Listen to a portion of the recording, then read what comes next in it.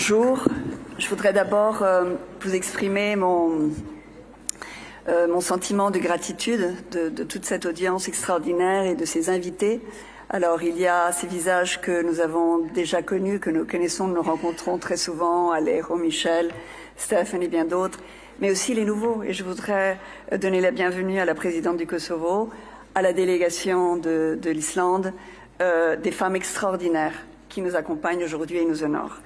Nous sommes ici parce que, alors que pour nous, c'est véritablement une démonstration de cette force, de cette résistance que personnifie notre présidente Meriam Rajavi, il faut aussi que nous soyons conscients que ce que nous faisons ici est aussi une inquiétude dans le régime iranien qui, à la veille de cette date commémorative, n'a fait qu'augmenter la répression en Iran.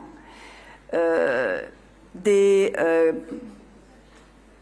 arrestations massives, des assassinats de jeunes militants pour tout simplement scander des slogans contre le régime, des caméras à tous les coins de rue, des arrestations mais aussi des licenciements massifs, bref, une répression contre le peuple iranien. Il y a tout un changement de culture qui s'opère depuis un an en Iran qui est extraordinaire. Et ce n'est pas simplement une histoire de genre, ce n'est pas les hommes et les femmes qui s'unissent pour les droits humains des uns et des autres. C'est aussi un pont entre les générations. Des grands-mères qui vont, avec leurs petites filles, protester, alors que souvent on avait vu des différences générationnelles de compréhension de ce qui se passait. L'Iran s'est uni face à l'abjection, face à l'abus. Les générations se sont unies, les hommes et les femmes se sont unis, mais aussi les villes et la campagne se sont unis. Avant, c'était Téhéran qui bougeait. Aujourd'hui, c'est partout.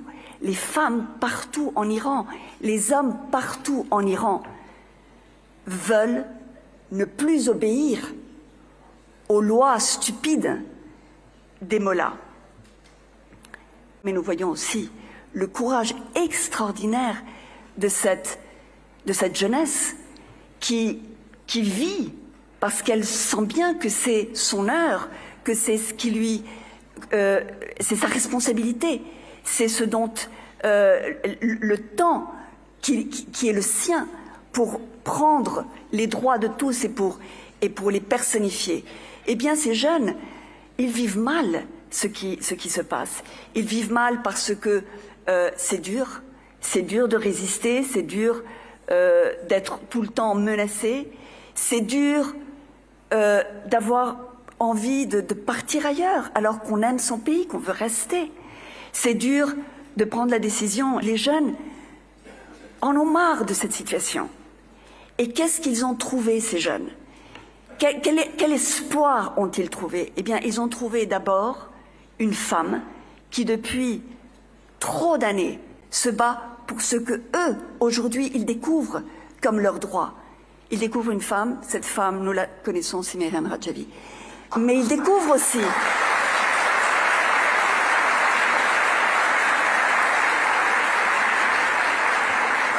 Mais ils découvrent aussi quelque chose d'extraordinaire. C'est les jeunes de la résistance. Ces jeunes que moi j'ai connus, que nombre d'entre nous avons visités lorsque nous sommes allés en Albanie à Ashraf III.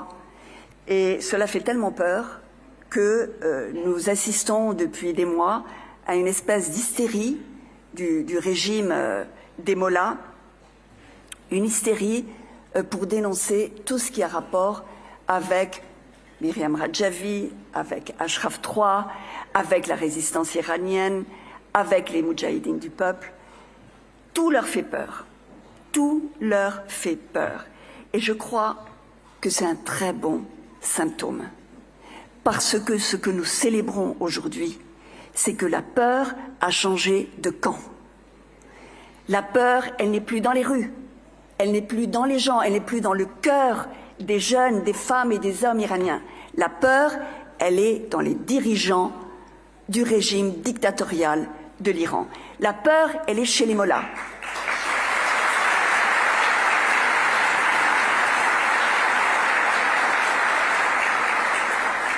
Et c'est pour ça que ces mollahs, que nous voyons d'ici comme des corbeaux noirs, comme des vieillards barbus, impotents, qui s'acharnent contre une population de jeunes intelligents, n'ont eu qu'une seule recette pour pouvoir faire face à ce besoin de liberté, c'est la répression et les mensonges.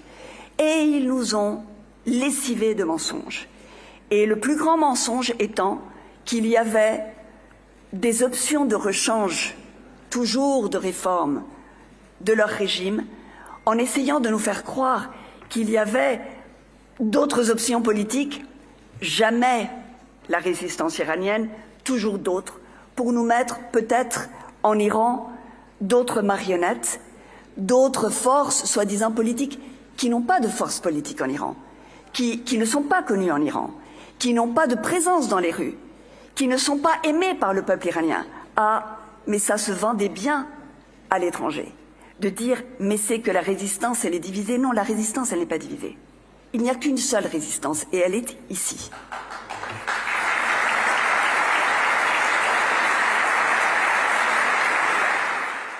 But they needed to use these fake options to dilute the momentum of the protest and to diminish and undermine the force of the MEK. But it didn't work. It didn't work because here we are. The only thing that I want to say from here, from Brussels, from the heart of Europe, is that it is not fair that now that the fear has changed sides, that the people of Iran has no fear, and that the regime of the mullahs are the one having fear, that our government are still in fear of that weakened regime. How could we be kneeling to the regime and having sanctions? It's hypocrite. And it's not right, it's not morally right. And if we have to say something today from here, is to call on all the Western governments to seize this policy, which is shameful. When you see that there are women, men, children, old people being executed by this regime, we don't have the right to shut up. And this is the moment where we need our governments to stand with no fear by the side of the Iranians. And that's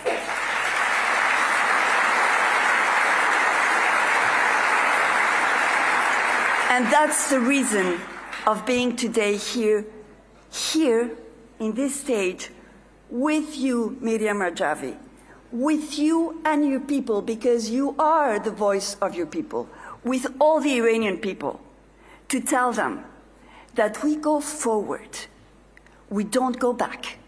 We go forward with a pace of victory. Thank you.